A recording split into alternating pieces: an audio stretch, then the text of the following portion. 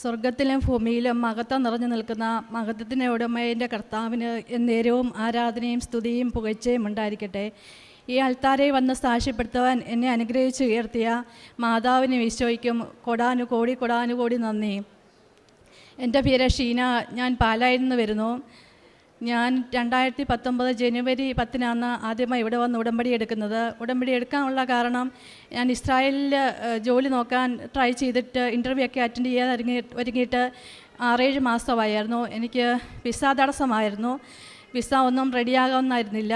ഞാനിവിടെ വന്ന് ഞാൻ 2010 മുതൽ 2017 വരെ കുവൈറ്റിലായിരുന്നു. കുവൈറ്റിൽ നിന്ന് ഞാൻ 2017 റിസൈൻ ചെയ്തു വന്നു.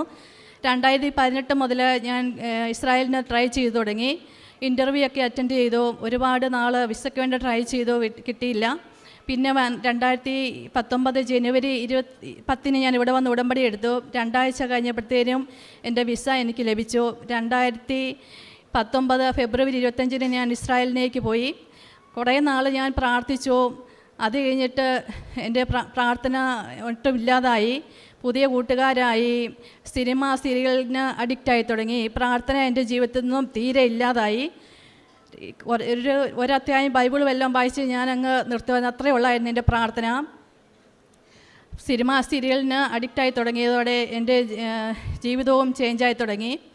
അത് കഴിഞ്ഞ് 2022 ഒക്ടോബർ 22 ഞാൻ യൂട്യൂബിൽ ഇങ്ങനെ ഓരോ സാക്ഷ്യങ്ങളൊക്കെ കേട്ടു. അച്ഛൻ്റെ ധ്യാനം കൂടി. അച്ഛൻ്റെ ധ്യാനം കൂടിക്കഴിഞ്ഞപ്പോഴത്തേക്ക് ഞാൻ ഓൺലൈനിൽ ഉടമ്പടി എടുത്ത്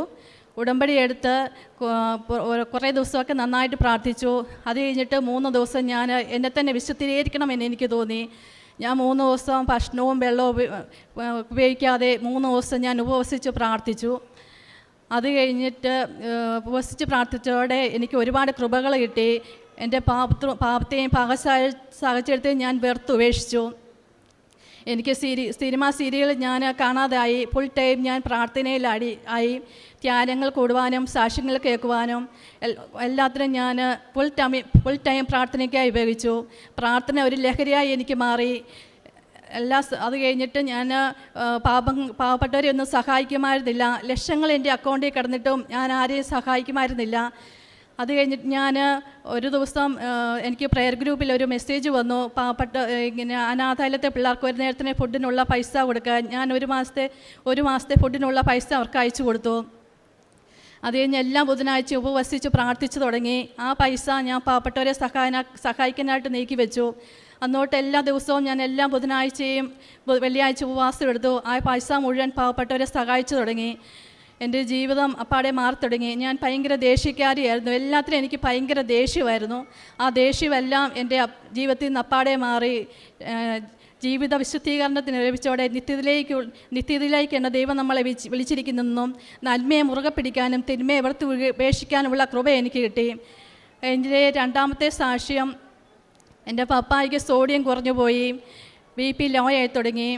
പെട്ടെന്ന് ഹോസ്പിറ്റലിലേക്ക് കൊണ്ടുപോയി. അപ്പോൾ എൻ്റെ ബ്രദേഴ്സ് പറഞ്ഞു, പപ്പായി ഇനി തിരിച്ച് കിട്ടത്തില്ല. ഞാൻ പെട്ടെന്ന് ലൈറ്റേക്കാൻ്റെ പ്രയർ ഇട്ട് പ്രാർത്ഥിച്ചു. പപ്പായ്ക്ക് 2 ദിവസം പപ്പ ഹോസ്പിറ്റലിൽ കിടന്നെങ്കിൽ പപ്പായ്ക്ക് പൂർണ്ണ സൗഖ്യം കിട്ടി. വീട്ടിലേക്ക് തിരിച്ചു വന്നു.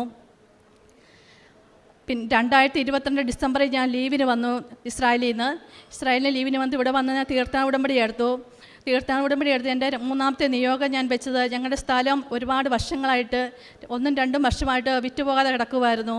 ഇവിടെ വന്ന് ഞാൻ ഉടമ്പടി എടുത്തു. 6 മാസം കഴിഞ്ഞപ്പോഴത്തേക്കും ഞങ്ങളുടെ സ്ഥലമെല്ലാം വിറ്റുപോയി. അത് കഴിഞ്ഞിട്ട് ഞാൻ തിരിച്ച് 45 ദിവസത്തെ ലീവിനായിരുന്നു വന്ന് ഞാൻ തിരിച്ചു പോയി. അവിടെ ചെന്ന് കഴിഞ്ഞിട്ട് എൻ്റെ കുഞ്ഞിക്കൊച്ചിന് 10 വയസ്സുണ്ട്. അവന് എന്നെ കാണാതെ ഫുഡ് കഴിക്കുന്നില്ല.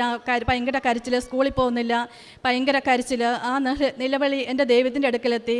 അപ്പം വീട്ടിൽ നിന്ന് എന്നോട് പറഞ്ഞ് നിർത്തി നാട്ടിൽ പോര്, എന്നിട്ട് നമുക്ക് ഞാനൊരു നേഴ്സാണ്, അപ്പോൾ OET നമുക്ക് ട്രൈ ചെയ്യാം, നീ പോരാൻ പറഞ്ഞു. അപ്പം 2001 ഞാൻ പഠിച്ചിറങ്ങിയതാണ് നേഴ്സിങ്. അപ്പോൾ എനിക്ക് OET എഴുതാമെന്ന് പറഞ്ഞാൽ എനിക്ക് ചിന്തിക്കാൻ പോലും പറ്റുമായിരുന്നില്ല.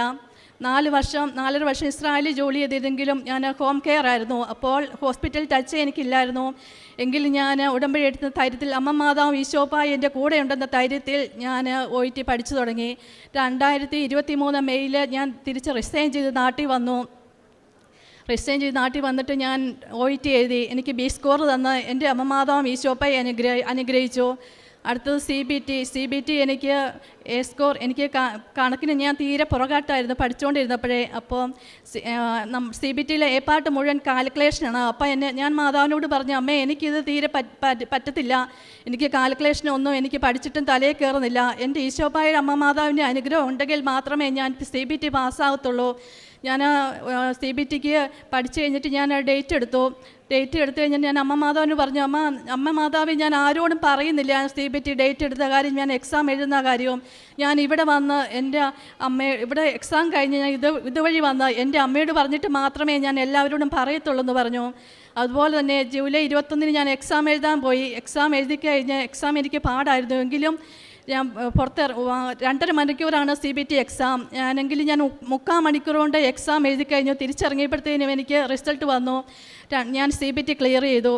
അത് കഴിഞ്ഞിട്ട് ഇൻ്റർവ്യൂ എനിക്ക് എല്ലാത്തും ഞാൻ അപ്ലൈ ചെയ്തു. എങ്കിലും ഞാൻ ഈശോയോട് പ്രാർത്ഥിച്ചു, അമ്മ മാതാവിനോട് പ്രാർത്ഥിച്ചു, എൻ്റെ ഈശോപ്പായ അമ്മ മാതാവ് എനിക്ക് എവിടെയാണോ എനിക്ക് ജോലി ഒരുക്കുന്നത് അവിടെ മാത്രം മതി, എൻ്റെ ഇഷ്ടമല്ല, എൻ്റെ ദൈവത്തിൻ്റെ ഇഷ്ടം മാത്രം എന്നെ നിറവേറട്ടെ. അത് കഴിഞ്ഞിട്ട് ഞാൻ 6 ഇൻ്റർവ്യൂ അറ്റൻഡ് ചെയ്തെങ്കിലും എനിക്കൊന്നും കിട്ടിയില്ല. 7ാമത്തെ ഇൻ്റർവ്യൂ ഞാൻ പാസ്സായി. അത് എൻ്റെ പാസ്സായ ഹോസ്പിറ്റലിൽ എൻ്റെ ഹസ്ബൻഡിൻ്റെ ഒരു ഫ്രണ്ടുണ്ട്. അവളോട് വിളിച്ചു വെച്ചപ്പോൾ അവൾ പറഞ്ഞു, ആ ഹോസ്പിറ്റൽ നല്ല ഹോസ്പിറ്റലാണ്, ഒരു കുഴപ്പമില്ല, ജോലിയൊന്നും ഒരു ബുദ്ധിമുട്ടുമില്ല, എല്ലാവരും അവളുടെ ആ ഹോസ്പിറ്റലിൽ വരാനാണ് ആഗ്രഹിക്കുന്നത്. അങ്ങനെ കഷ്ടപ്പാടൊന്നും ഇല്ലാത്തൊരു ഹോസ്പിറ്റലോട് ജോലി ചെന്ന് എൻ്റെ ദൈവം എന്നെ അനുഗ്രഹിച്ചു. അത് എല്ലാ ബുധനാഴ്ചയുമാണ് എനിക്ക് അനുഗ്രഹങ്ങൾ തന്നുകൊണ്ടിരുന്നത് മാതാവ്. ഒരു ബുധനാഴ്ചയാണ് എനിക്ക് ഇൻ്റർവ്യൂ പാസ്സായതും ഓഫർ ലെറ്റർ വന്നതും. പിറ്റേ ബുധനാഴ്ച അടുത്തപ്പോൾ എനിക്ക് COS വന്നു.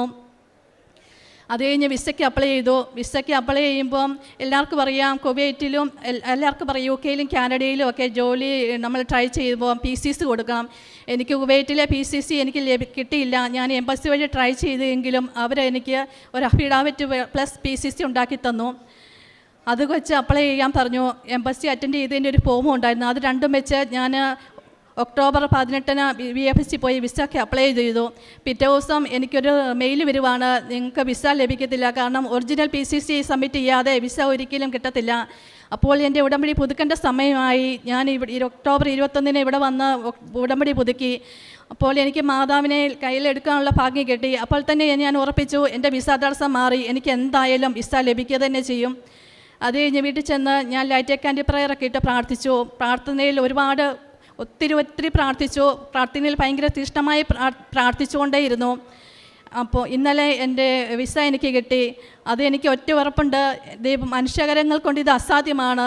എൻ്റെ അമ്മ മാതാവ് ഈശോയോട് പറഞ്ഞ് എനിക്ക് ആ വിസ മേടിച്ച് തന്നതാണ്. എനിക്ക് പൂർണ്ണമായി ഞാൻ ഉറച്ച് വിശ്വസിക്കുന്നു. മനുഷ്യകരങ്ങൾക്ക് ഇത് അസാധ്യമാണ്, എൻ്റെ ദൈവത്തിനെല്ലാം സാധ്യമാണ്. അങ്ങനെ എനിക്ക് വിസ ലഭിച്ചു. ഇന്നലെ തന്നെ എനിക്ക് ടിക്കറ്റും കിട്ടി. അടുത്ത ബുധനാഴ്ച ഞാൻ UK-യിലേക്ക് പോവുകയാണ്. കാരുണ്യപ്രവൃത്തികൾ ഞാൻ ചെയ്തുകൊണ്ടിരുന്നു. ഇവിടുന്ന് കൃപാസനം പത്രം മേടിച്ച് ഞാൻ പാലാ ഗവൺമെൻറ് ആശുപത്രിയിലും കോട്ടയം മെഡിക്കൽ കോളേജിലും വീടുകളിലെല്ലാം കൊടുക്കും. അപ്പം കഴിഞ്ഞ പ്രാവശ്യം ഞാൻ കോട്ടയം മെഡിക്കൽ കോളേജിൽ ഞാൻ പത്രം കൊടുത്തപ്പോൾ അപ്പച്ചൻ എന്നോട് പറഞ്ഞു, മോളെ എനിക്ക് കൃപാസനത്തിൽ പോകണം, നിനക്ക് ഒത്തിരി അനുഗ്രഹങ്ങൾ കിട്ടിയോന്ന് ചോദിച്ചു. ഞാൻ പറഞ്ഞു, എനിക്ക് ഒത്തിരി അനുഗ്രഹങ്ങൾ കിട്ടി, അപ്പച്ചൻ പോകണം. അപ്പോൾ അപ്പച്ചൻ പറഞ്ഞു, എനിക്ക് പൈസ ഇല്ല. ഞാൻ അപ്പച്ചനെ പൈസ കൊടുത്ത് സഹായിച്ചു. അനാഥാലയങ്ങൾക്ക് ഒരു നേരത്തിന് ഫുഡിനുള്ള പൈസ ഞാൻ എല്ലാ മാസവും കൊടുക്കുന്നുണ്ട്. അങ്ങനെ എൻ്റെ കാരുണ്യപ്രവൃത്തികൾ ഞാൻ ചെയ്യുന്നുണ്ട്. ഇത്രയും അനുഗ്രഹങ്ങൾ എന്നെ അനുഗ്രഹിച്ച എൻ്റെ ഈശോപ്പായ്ക്കും അമ്മ മാതാവിനും കോടാനുകോടി നന്ദി.